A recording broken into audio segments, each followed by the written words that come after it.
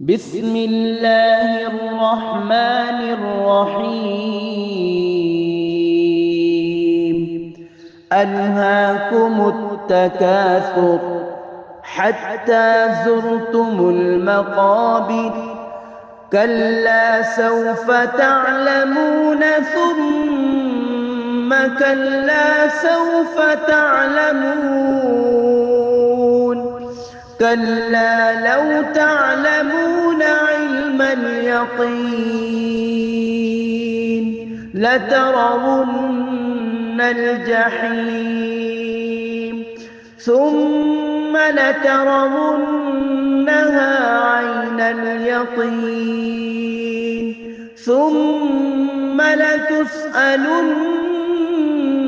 يومئذ عن النعيم.